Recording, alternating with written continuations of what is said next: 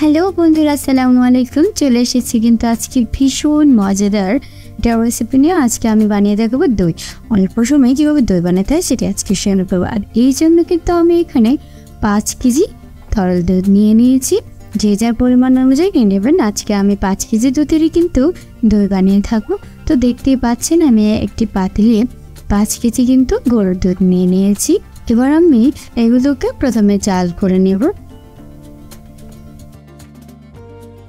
সবসময় এটাকে নেড়ে চেড়ে দেবো, কারণ দুধটা কিন্তু হঠাৎ করে যখনই বলক আসতে শুরু করবে তখন কিন্তু পড়ে যাওয়ার সম্ভাবনা থাকবে।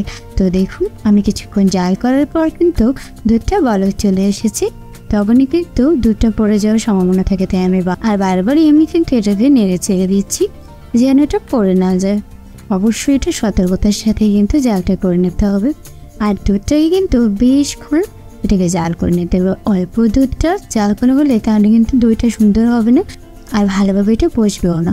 তাই খুব ভালো একটা বা পারফেক্ট একটা দই পাওয়ার জন্য কিন্তু অবশ্যই এটাকে ভালোভাবে জাল করে নিতে হবে।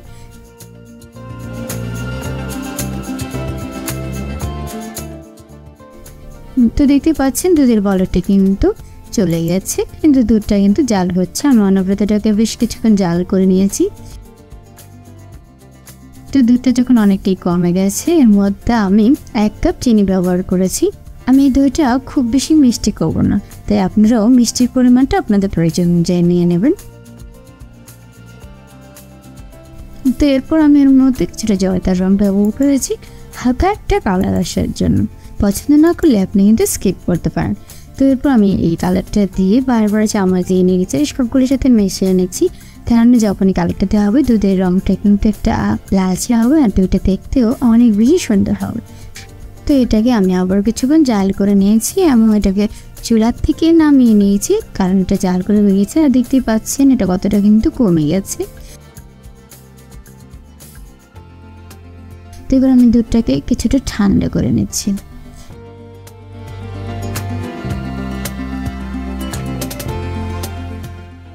এরপর আমি এর মধ্যে আলাদা দুটো আগেই কেনা দই ছিল সেটা নিয়ে নিয়েছি, এটাকে বীজ বলা হয়। এটা কিন্তু এর মধ্যে আমি এবার একটা দিয়ে দিচ্ছি আর দুটাকে কিছুটা ঠান্ডা করে মধ্যে মিশিয়ে নিচ্ছি। দইয়ের বীজটা দেওয়ার ফলে কিন্তু খুব সুন্দরভাবে দইটা বসে যাবে, তার জন্য আমি এর মধ্যে দইয়ের বীজ একটা দিয়ে দিয়েছি। আরেকটা আমি যে পাত্রে এই দইটাকে বসাবো সেই পাত্রের মধ্যে দিয়ে দেবো। আমি এটাকে দেখিয়ে দেবো কীভাবে আমি পাত্রগুলোর মধ্যে দইটা দিয়ে দিচ্ছি। এবার আমি সেখানে দুইটা থেকে অল্প কিছুটা দই নিয়ে এভাবে চামচ দিয়ে পুরো বাটিগুলোর গায়ে কিন্তু দিয়ে দিচ্ছি। আপনি যদি এভাবে বানিয়ে নেন তাহলে দেখতে পারবেন দইটা কিন্তু অনেক সুন্দরভাবে বসে যায়, একদমই কোনো সমস্যা হয় না। তো বাটিগুলোর মধ্যে দিয়ে এবার আমি এর মধ্যে সেই জাল করে রাখা দুধগুলোকে দিয়ে দিচ্ছি।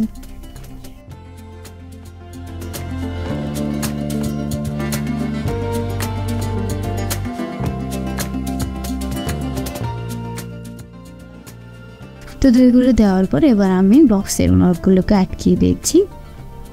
তারপর এগুলোকে আমি ওভারনাইট রেখে দেবো খুব ভারী একটা কাপড় দিয়ে। অবশ্যই দইয়ের জন্য অনেক ভারী কিছু কিন্তু ব্যবহার করতে হয়, আর এমন জায়গায় রাখতে হবে যেন এটার মধ্যে কোনো শব্দ বা নাড়াচাড়া না হয়। তো ওভারনাইট এটা রাখার পর আমি মোটা কাপড়টাকে তুলে এবার দেখিয়ে দিচ্ছি দুধটা কতটা সুন্দর পারফেক্টভাবে কিন্তু জমে গিয়েছে। আপনারা একটু খেয়াল করে বুঝতে পারবেন দুধটা অনেক সুন্দর কিন্তু হয়েছে। তো বন্ধুরা, আমি আশা করছি আমার এই আজকের দইয়ের রেসিপিটা আপনাদের ভালো লেগেছে।